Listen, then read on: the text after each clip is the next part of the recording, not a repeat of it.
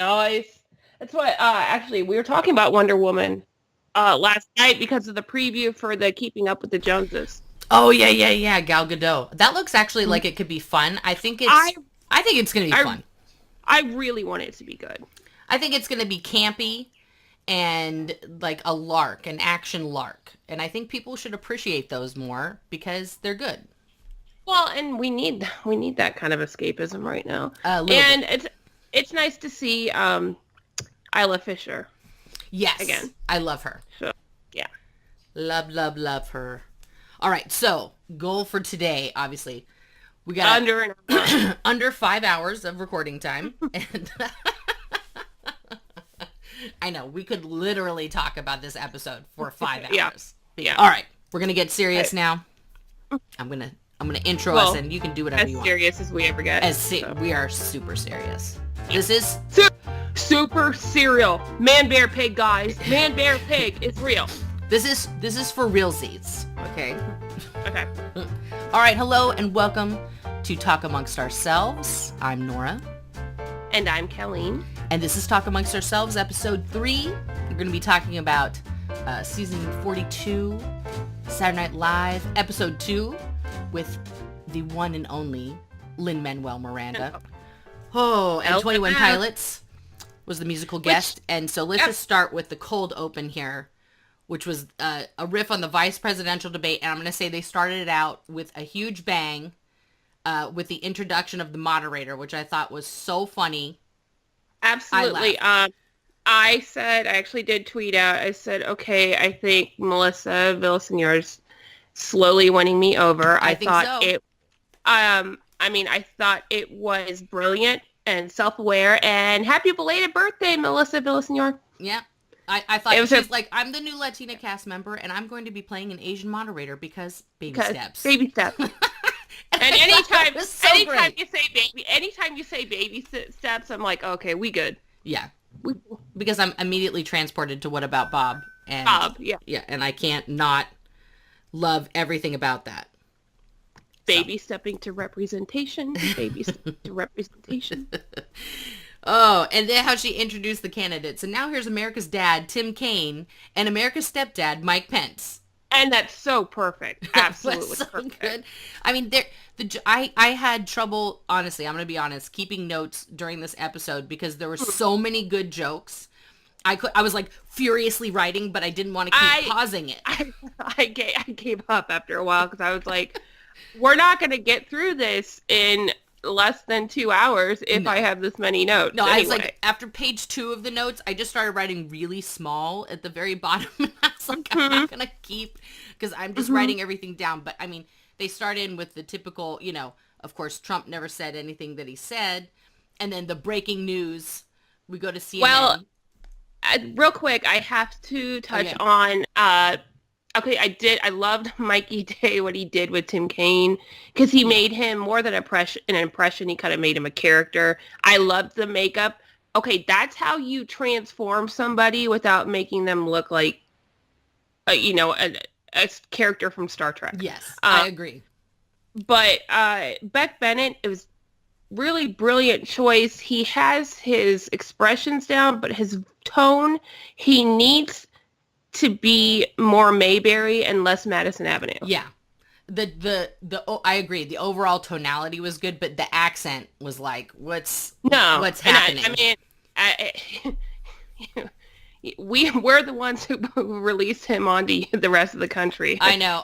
There was some good Indiana digs tonight. Overall, I want to say massive amounts of Indiana digs from SNL tonight. But very therapeutic. It was. I mean, I love when they're like, she's like, you guys do realize you look like a before and after Rogaine ad. They're like, yeah, we know.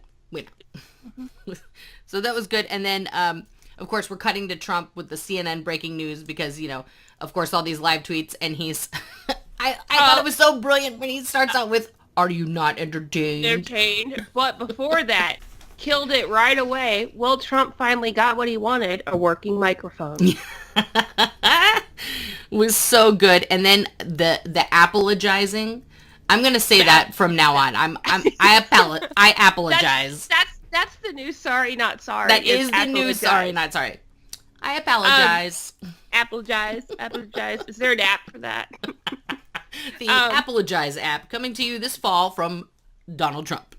The accuracy of this impression is awe-inspiring, and especially like the hands. Oh man, Alec Baldwin is so brilliant. He's so good. And I'm sorry when they and they pushed it and they kept doing it like the hot mic is still on. It's like, I wish I was Hurricane Matthew right now, just grabbing all of the pussy. I would do this. Yeah, Miami. Oh, that Miami pussy. It was so gross and over the top. But you know what? I hate to say it, but that could be an actual scenario with Trump. Like, that's not even like make believe at this point. What do you think he's actually said in locker rooms? Oh, you know what? You want to know something funny? When I shut my computer down last night, I had my Twitter open. Well, actually, our Twitter, the TAO podcast, at @TAO_podcast. People find us on Twitter. Yes. I had it open to Donald Trump's page because I wanted to see him apologize, and I watched it. But then when I opened it back up, it was still on that page. And I was looking, I mean, his tweet from 2 hours ago, okay, he's so ridiculous. He said, oh, now I turned it off because I regained my sanity. I had to get away from Donald Trump. I don't even want to infect my technology. I know. It's probably put a virus on everything. But he said 2 hours ago, so many self-righteous hypocrites watch their poll numbers and elections go down. And then he keeps tweeting all this stuff like, you know, about how all this positive response that he's getting. He said he likes to retweet things, but he's actually not retweeting it. He just copies and pastes it and then puts it in quotes. Mm-hmm. And he's like, one person tweeted, "This black Democrat is on the Trump train." I'm like, I'm gonna have to investigate who Henry Leela Dog is. Like, it's so ridiculous. But his Twitter is basically building block for the writers of SNL. That's all they have to do is just read his Twitter feed, and it writes itself. You don't just quote him. I know. Quote him. It's insane. I've never in our history, honestly, have we had a candidate like this. I mean, SNL has always done parodies of every presidential candidate, of the elections, of the presidents, and yada yada. And most of the time, they have to push it so far over the top, like Chevy Chase's when he Gerald Ford. When he did Gerald Ford, and he's like, you know, and he's doing that whole thing. I was told there wasn't going to be math, and that whole thing. They've always pushed it, and they don't have to right now. Dana Carvey's HW. Oh, so good. 1,000 points a line. And even Will Ferrell's W. They were characters they were impressions that became their own character. Yeah. And those were always the best performances but the thing is, like, yeah, where do you go with this? Yeah.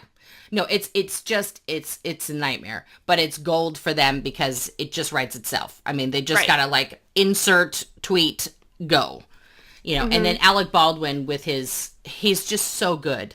I mean, the hands, again, I can't get over it. It's like, I'm horrified and amazed, and I think some people were aroused. Yeah, I heard it was 50-50. I mean, my kids were watching this, and they were like, my oldest son was getting agitated, and then he was like, oh, it's an actor pretending to be Trump. He's like, oh, that guy's a really good actor.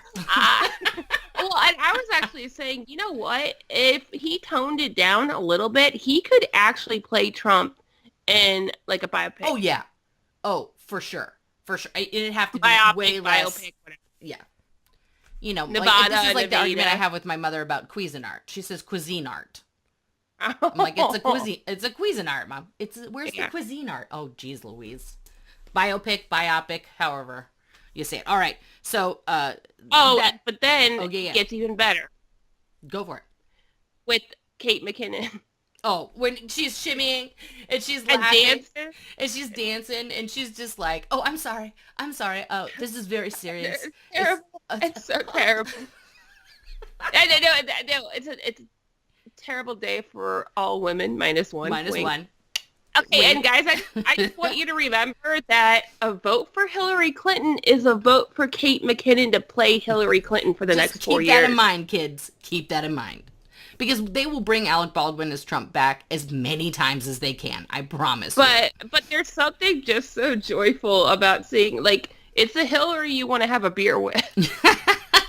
It is true. It is true. Kate McKinnon does show possibly the best side of Hillary that there is. Mm-hmm. And I like that. I like that. Yeah. I like her Hillary. It's very good. And I also loved Amy Poehler's Hillary. So it was a good transition. It was a good transition between those two. Well, and again, guys, look it up. When Amy Poehler and Tina Fey hosted last year, they actually were able to do a sketch involving both of them, both Hillarys interacting with each other, and it was brilliant. It was perfect. So good. It was so good. So, the premise, I'm not going to spoil it. Look it up. It should be on like Hulu or NBC.com. Oh, it's on the NBC app for sure. You can. Well, the SNL app. Yeah, get the SNL app. If you seriously, we're not sponsored by them, but if you don't have the SNL app, you're missing out on life because you can have all SNL everywhere you go. In your pocket on your phone. All 40 years. All 40 years. It's brilliant. Okay. Mm-hmm. Lin-Manuel's monologue. I just want to say I love him so much. Dear Lin-Manuel Miranda, I love you. Thank you.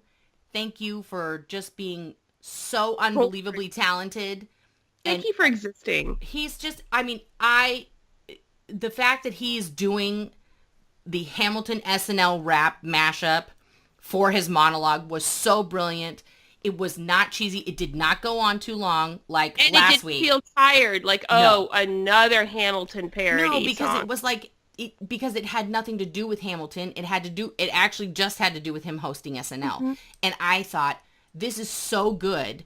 And I was into it. And it was just like all the visuals they went through. And he went around the studio. And I love when hosts do that. And they go around and they, the whole bit with Lorne. And this, I love the bit with Lorne. And then after that bit, my mom's like Lorne Michaels hasn't seen Hamilton twice. Hamilton, I know. Like in the front row.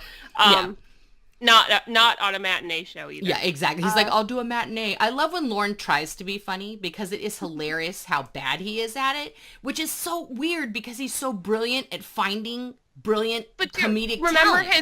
Remember his Beatles paycheck bit back from the 70s where he was like trying to offer the Beatles the chance to reunite on SNL. Oh God, it was way back in the 70s. Before I was born, and before you were born. And no, it couldn't have been. But no, I think did he do that the first year because that was the only year I wasn't that I didn't see SNL because my parents started watching the year it came out, so I watched it even as like a baby.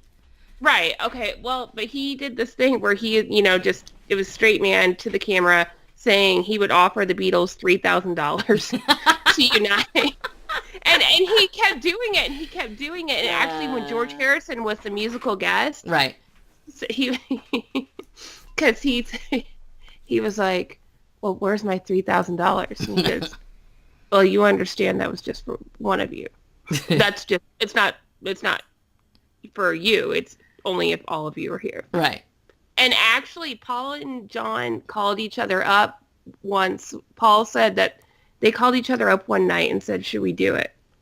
And that would have been so unbelievably great. And then they said, no, it's not time yet. And then look what happened. Don't get me started. That my mom every day on that year is incredibly depressed. So moving on from depressing deaths, Lin-Manuel, so brilliant. And then the first sketch. Oh yeah, the pointing out the Donald Trump thing. Oh yeah, when he goes and he's president, ain't never gonna be president. Ain't never gonna be president. And you know what, SNL, I still don't forgive you. Work as hard as you want to try to make me forgive you because it's always great material. It's always great material. So keep working at it. I don't make any promises, but keep trying. They are definitely working it. And then the first sketch with the campground, with Lynn and Cecily. The campfire song. I was laughing so hard because that is just every creepy person at an RV park ever. Do you know the concept of the 10-to-1 sketch, though? That's the sketch that's usually around 10 minutes to 1 a.m., and it's considered, like, the most...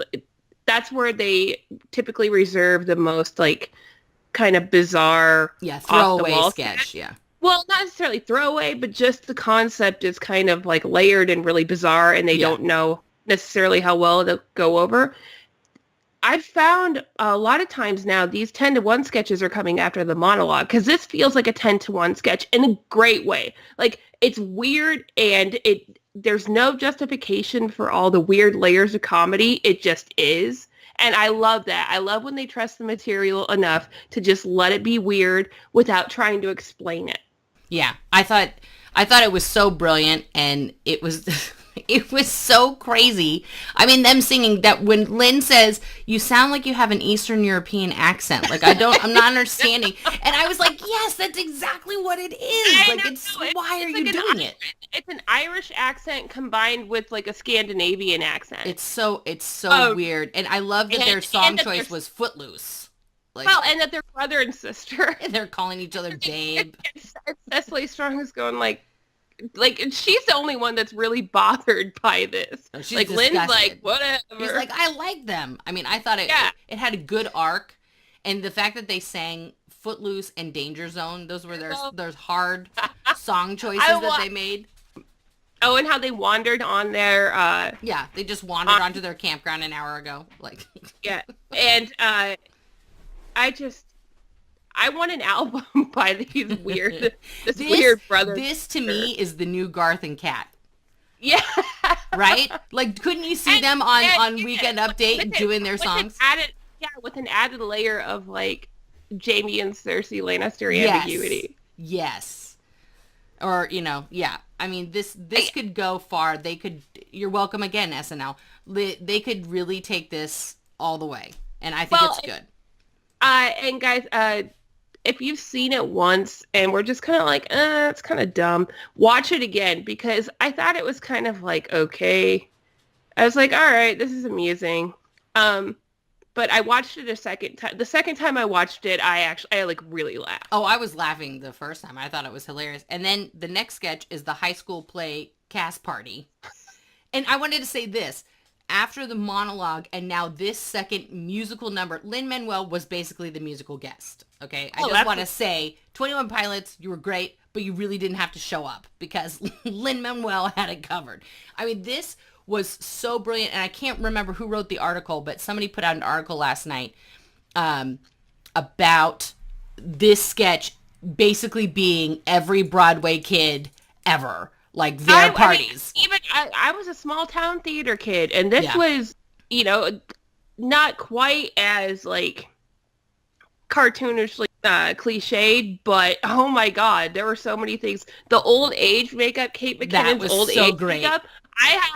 You know what? I have it somewhere. I'll try to send it to you. Maybe we could put it on the website or something. Yeah. When I played May Peterson in Bye Bye Birdie. Oh my god! And there's a picture of me with that old age makeup, and it looks exactly like what Kate McKinnon had on. It's so brilliant. The whole sketch. I mean, like, I'm watching, and it was like, of course, the beginning part is painful because it's like a terrible high school play. But the parents accurate. It's so accurate. Oh, it's totally accurate, and the parents are going crazy.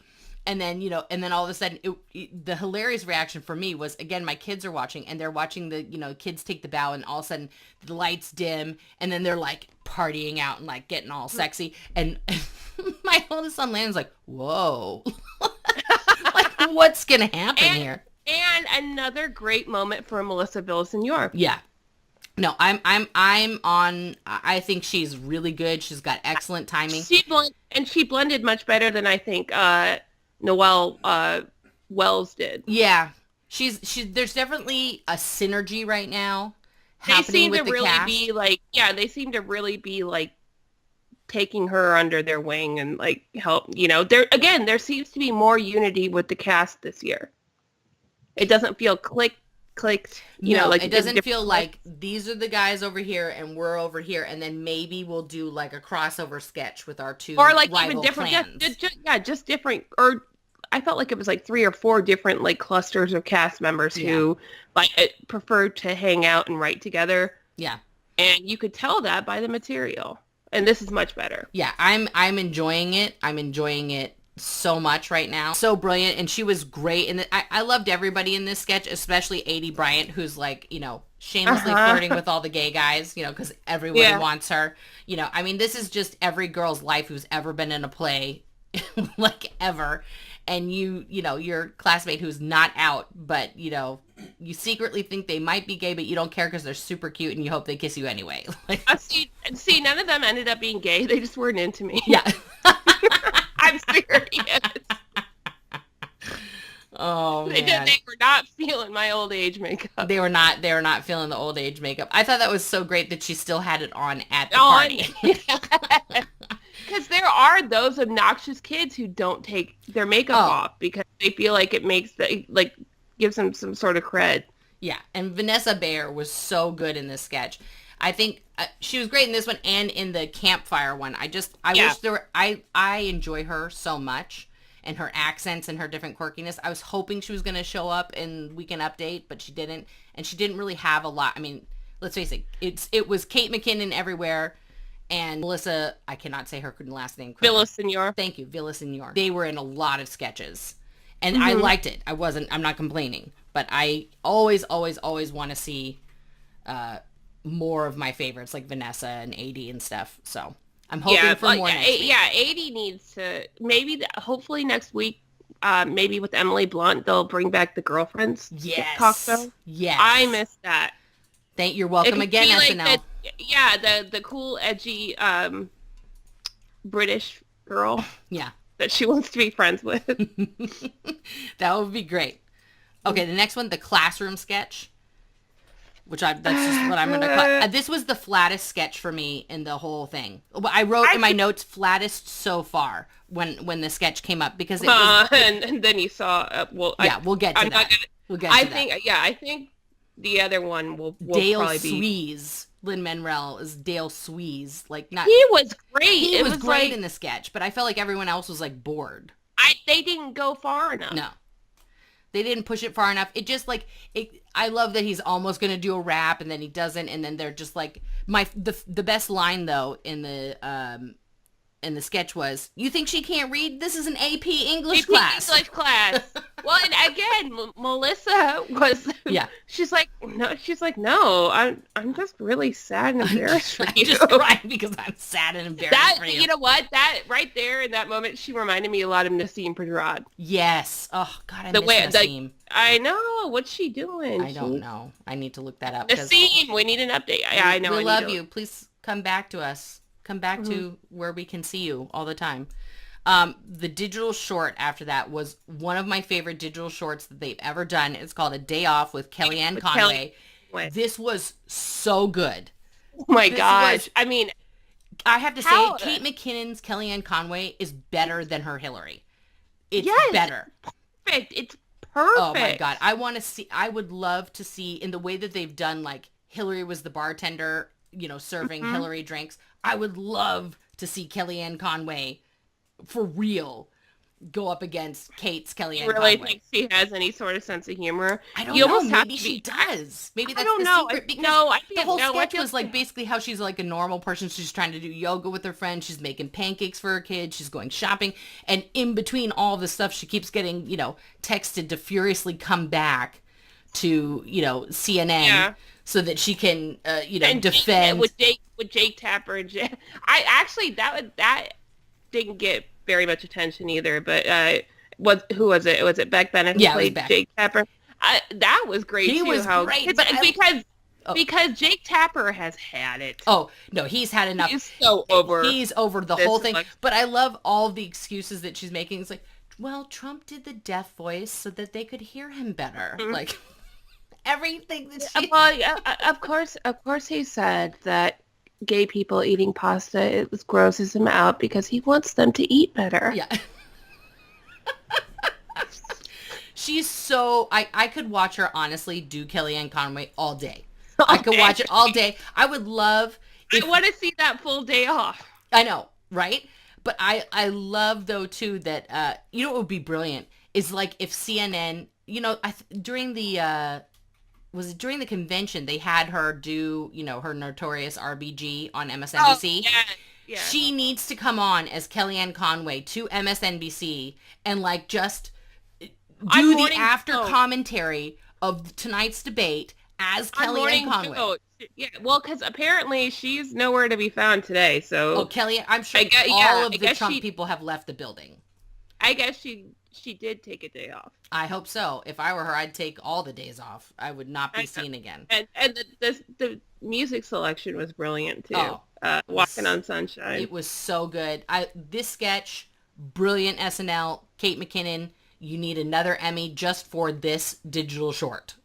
Just for this one. Well, and the thing is, I'm sure that they had to have taped this before and written it and taped it before the Bush tapes. Oh, yeah.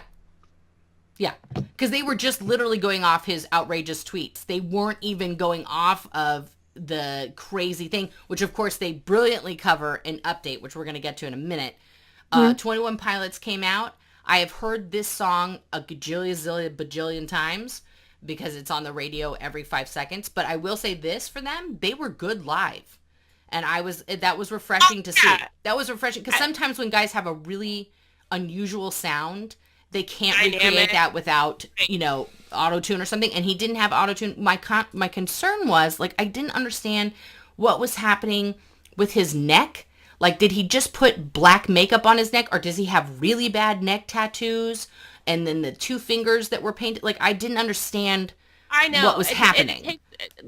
And don't be people our age and judge them as probably hipster bro, douche rock. Their music's actually pretty good. Their music was good. I love that they had the live instruments there. I love the drummers. Fantastic. They're very talented. They're very talented. And I was blown away by them live. And I thought, well, these guys can actually sing. They can actually play. Good for them. Instead of, we've seen plenty of acts that cannot bring it live. And they were not one of them. I would love to see some collaborations with, and I'm just something similar to what Imagine Dragons did with Kendrick Lamar. Mm-hmm. I'd love to see 21 Pilots do something like that. That would be great. I think that would work massively. With maybe Chance the Rapper or somebody. Yes. See? You're welcome, 21 Pilots. You're welcome. Okay, so let's get to this update, which I'm going to say it. This was the best update I have seen in years. It was one golden joke after another, and there was really very few ones that were just, and even when Colin Jost did do that stupid joke, he was like, well, I'm glad I tried it. I know, and it's I know. It's humble white boy, pride. I know, and I love how they literally start out with, this week we almost heard Wolf Blitzer say pussy. Big pussy. I mean, Wolf Blitzer was like, and Donald Trump said, grab their wheres. Well, something that I can't say on this network, but for that we go to Ana Navarro. Oh, I just have to say, side note to Ana Navarro, you go girl. You go girl. Brought it. Can someone please start playing Ana Navarro on the show? Because I was actually surprised. I was really surprised. Melissa, hello, Melissa, aging Melissa. This is your character. Get on it. But of course, that happened Saturday, so they already they were in rehearsals. She said something 2 days before, where she called Trump a racist in 2 languages. Yeah, I'm telling you, you're welcome again, SNL. Get on it. We need the Anna character. She's so good. But I mean, and by the way, you're welcome. You're welcome. I mean, and Michael Che, when he said that he thought Trump had peaked on the whole wackadoo meter, and then it turns out he just has another gear. Well, and this comes after Che and Jost had a bit of controversy because they were on somebody's podcast. I can't remember. And they actually kind of made the whole, well, yeah, he's bad, but neither of them are very good.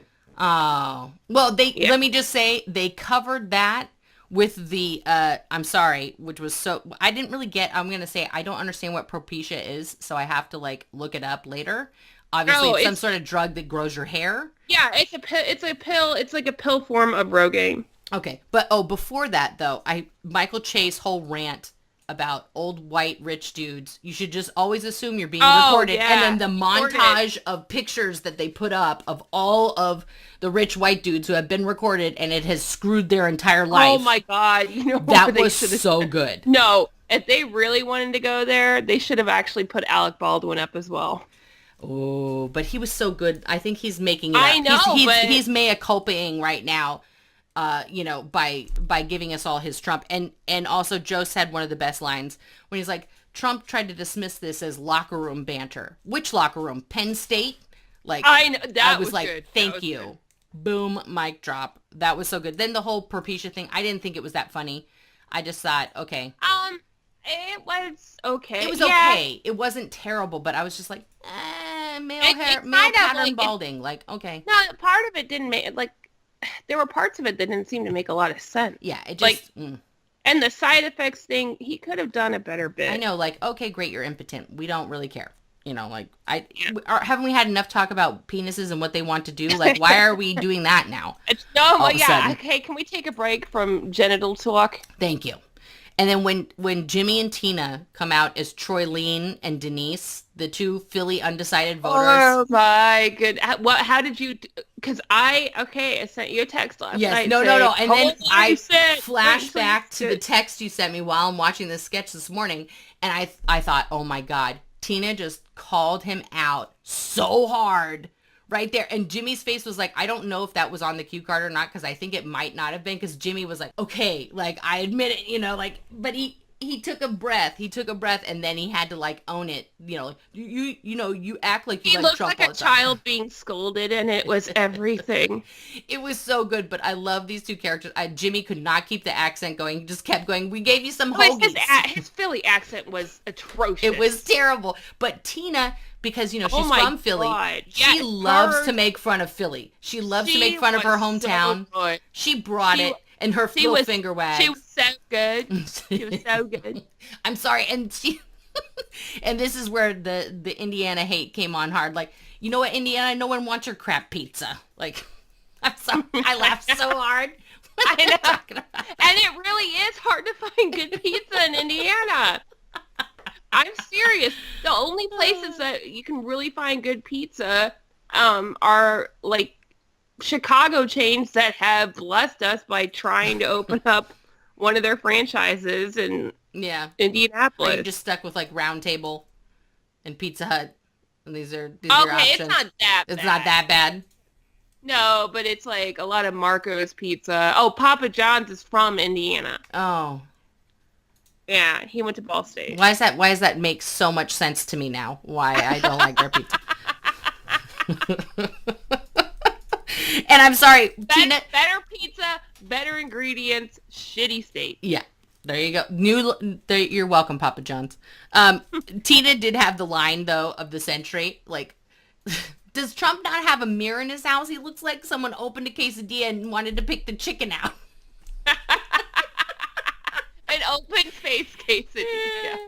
He's just... Oh, man. Tina Fey, I love you so much. I miss you. I know. Can she just come for, like, a surprise bit every week? Is that possible? Is that doable in her schedule? Surprise now, wouldn't it? I don't know. I'll be surprised every time. I would just be happy. And that being said, do you think she had a hand in writing Alex bit? Oh, I'm sure. I mean, because it was her idea for him to play Trump. You know, I think she almost writes everything he does now. You know, I think that's just her job. She's maybe that was one of the stipulations. Like, I'll go, but Tina's writing it. Tina's got to write it. Have you watched the Match Game? Mm-mm. Oh God, you got it. Good? Okay, Dear America, tune into the Match Game. Alec Baldwin is so delicious on that. He's so dirty. It's so inappropriate. It's hilarious. The stars on it are hilarious. It's so funny. And the poor regular people that are trying to come up with stuff, one guy got way too enthusiastic in the last episode that I watched, and he was so filthy. Even Alec was like, you took it too far, buddy. This is a family show. Like, let's try and not be completely disgusting. What channel is it on? I think it's on ABC. It's on ABC. And it comes on like a weird night. Like, they were doing it Thursday nights, and then I think they bumped it to Friday night. Unfortunately, thanks ABC for burying good comedy as usual. But, you know, what are you going to do? The next sketch was the Music Man sketch, which I loved. I've seen this movie so many times because my mom's obsessed with it. And the opening line. Hello, they have a song called Gary, Indiana. I know, but the opening line of the sketch is TCM. If you're watching this, you're either an old woman or a young gay man. And I lost my shit. And my mom's walking by as that happened. She goes, well, I am an old lady and I like it. and I've been watching since it came out. Oh my I've been watching since I was young. Your mom needs to be a Weekend Update character. I was like, Mom, it's so true, though. I mean, who else is watching TCM? She's like, you watch it with me. I'm like, okay, you got me. You got me, America. Well,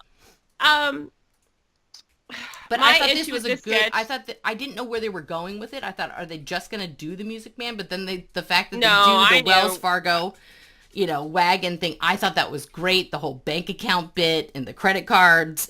At the very end, Kyle gets a little bit Gilly for me. Like, I think this is like his homage to Gilly.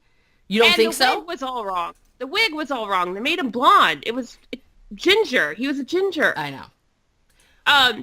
But do you see the little pose he did? And I think I was waiting for him to be like, yes, sorry. Yes. And also, okay, it's a good.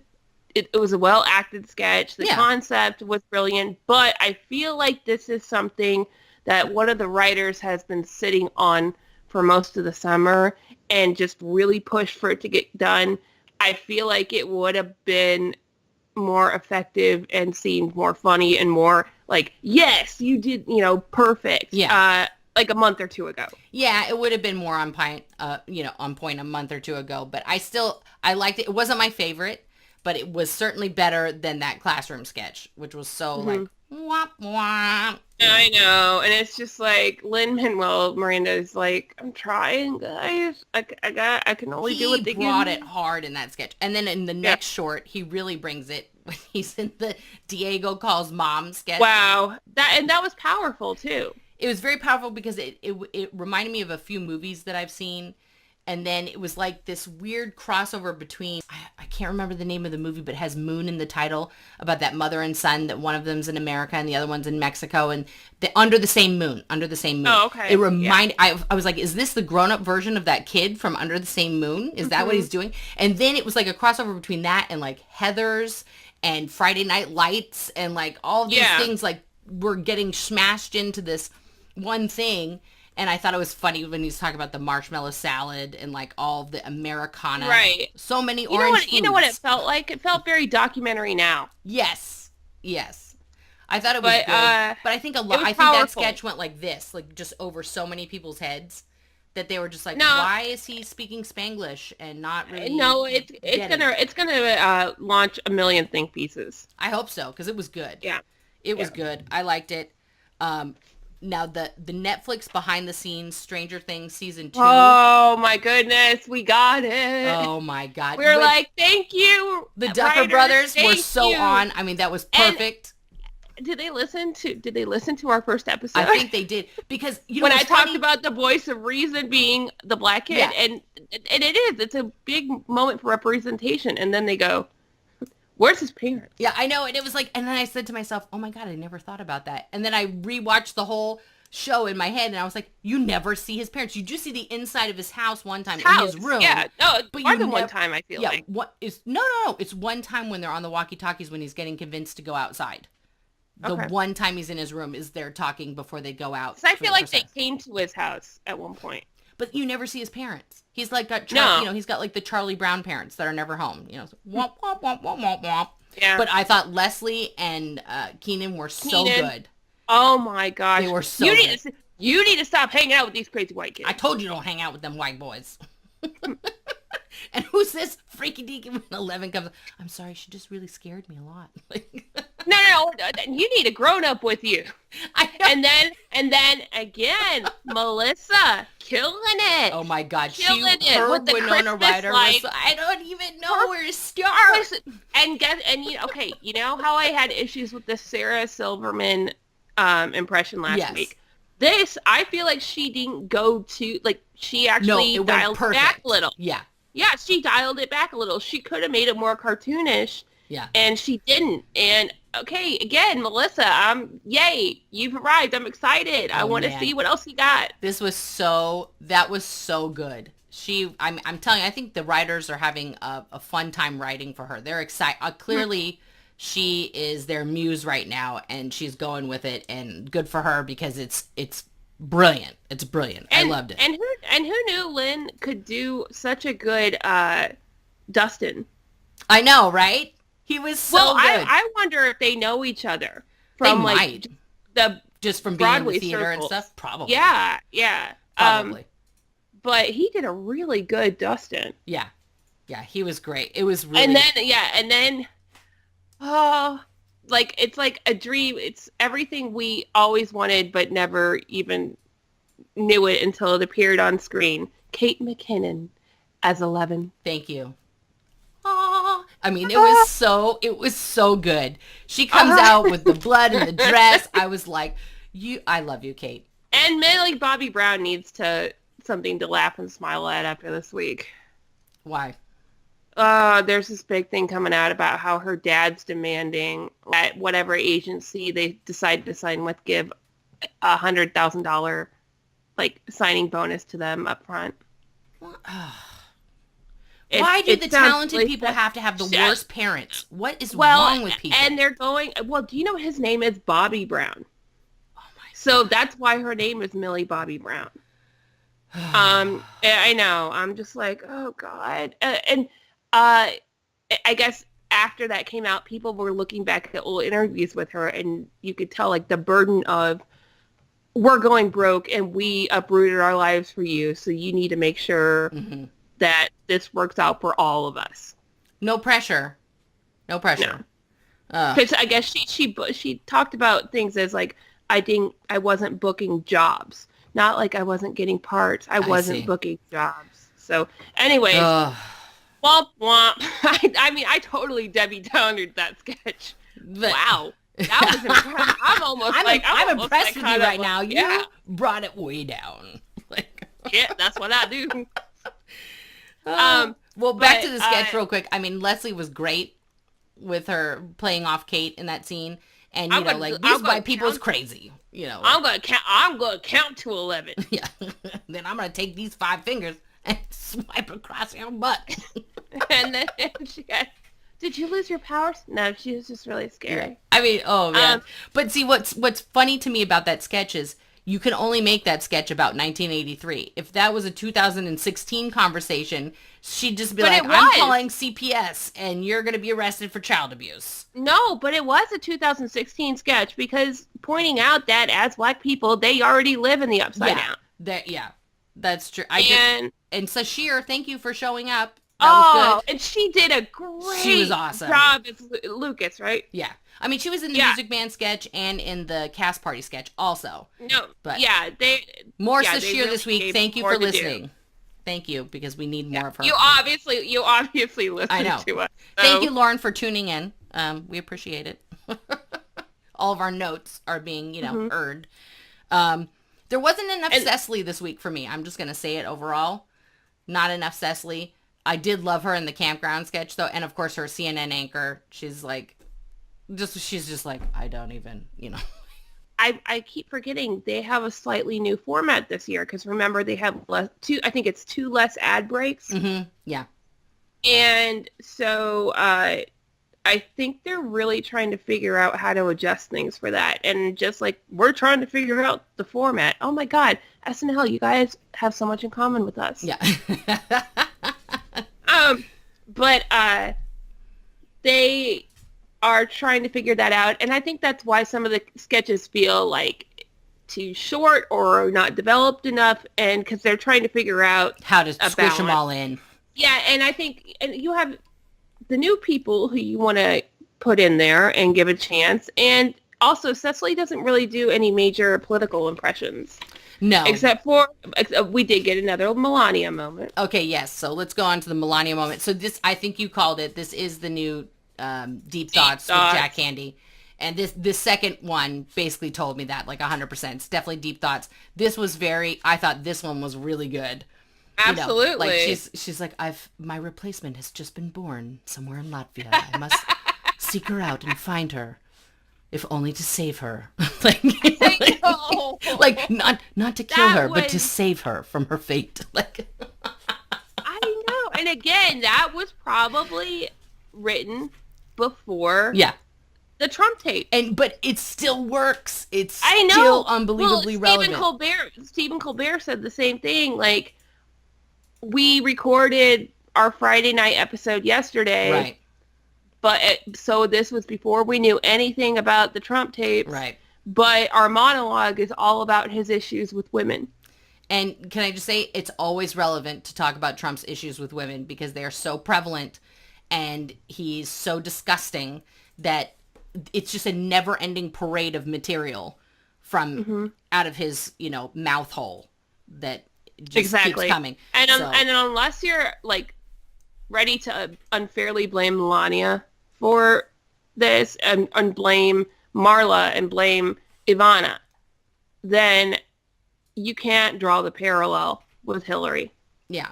I mean, I thought at first Melania's statement, I was like, whoa, she's pissed. And then you get to the end and you're like, oh, but you took it back. But you took it back. It's like, I'm offended and this is not okay with me. But that's not really my husband. He doesn't really think these things, and please give him a chance to show himself at the debates. Like, oh my God. I swear, it's like... you didn't use anything Michelle Obama has ever said. I know, right? Like, good job on, actually saying what came out of your mouth. Possibly Donald wrote that for you.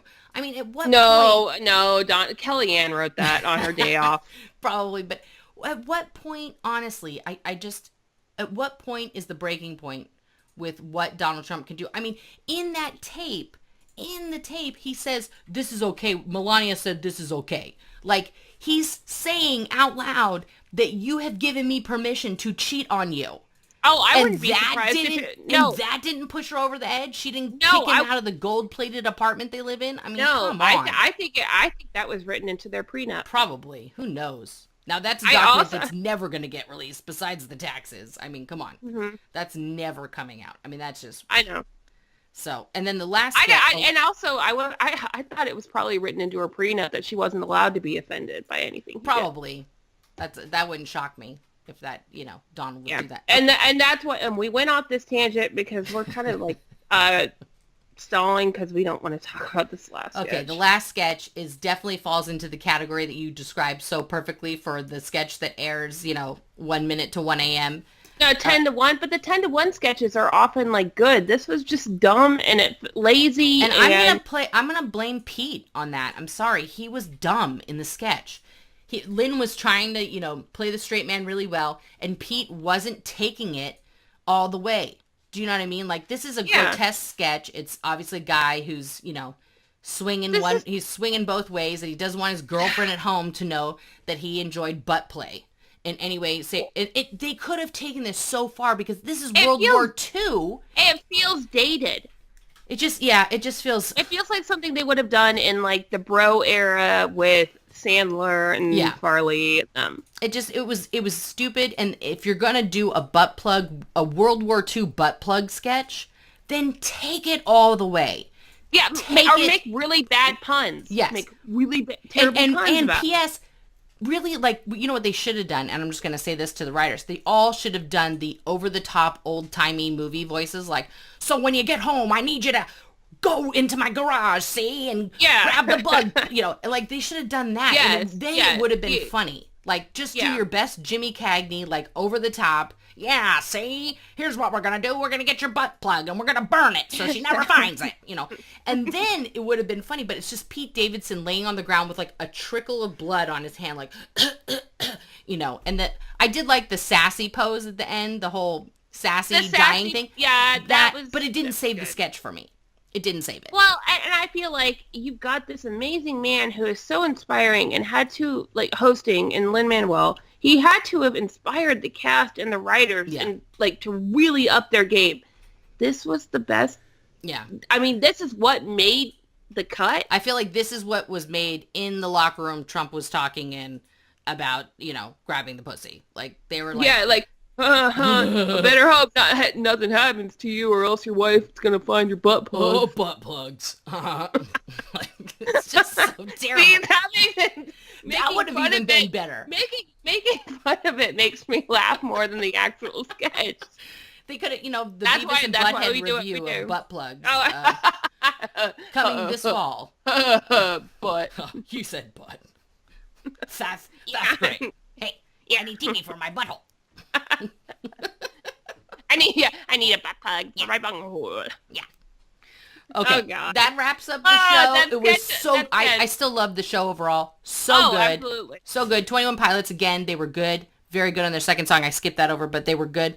And then next week, we've got Emily Blunt and Bruno Mars. Bruno Mars. I'm super excited. He needs to be in sketches. Oh, Don't just have him be the musical guest. Perform. Because my mom was like, Bruno Mars is hosting. I was like, no, Mom, Emily Blunt is hosting, and Bruno Mars is the musical guest. And she's like, oh, well, that's not as exciting.